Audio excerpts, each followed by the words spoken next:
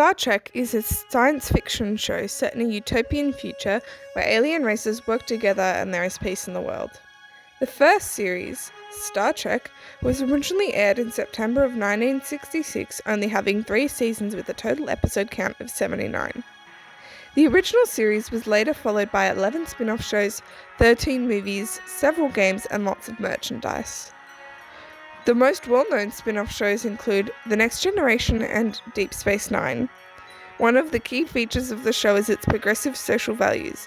It had many firsts for such values, including the first interracial kiss on public TV. At the time, this was extremely controversial, even though now it wouldn't stand out. From the very first pilot for the original series, the show was pushing the boundaries of social norms.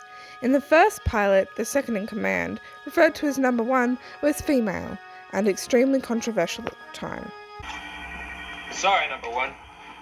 For little information on this planet, we'll have to leave the ship's most experienced officer here covering us. While in the main series, the second-in-command was male, there were still several prominent female characters. In the third season, which aired in 1968, there was an infamous interracial kiss. In the episode named Plato's Stepchildren, the crew of the Enterprise followed a distress call to a planet and are coerced into performing for entertainment for the planet's inhabitants as punishment for not wanting to leave an officer behind. This led to the kiss between Captain Kirk and Lieutenant Uhura.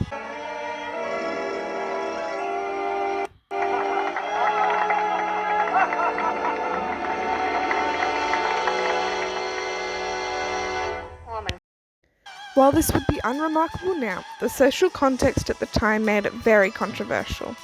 Interracial marriage had only become legal in the US the year before. It might be shocking to think of now, but this was just one of several episodes that the BBC did not air due to unpleasant content.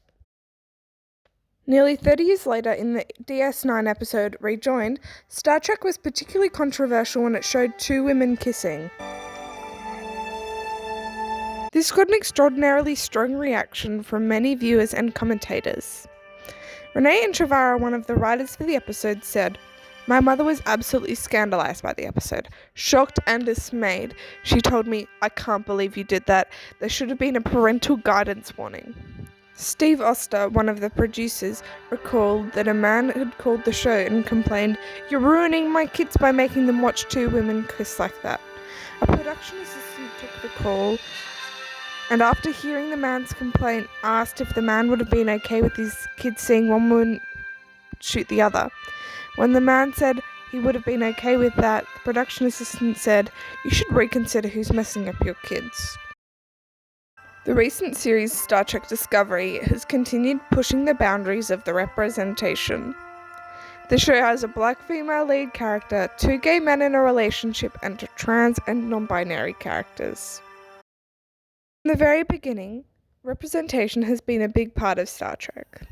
Whoopi Goldberg, who appeared in several episodes of The Next Generation, said, "When I was 9 years old, Star Trek came on. I looked at it and went screaming through the house, 'Come here, Mum, everybody, quick, there's a black lady on television and she ain't no maid.' I knew right then and there that I could be anything I wanted to be."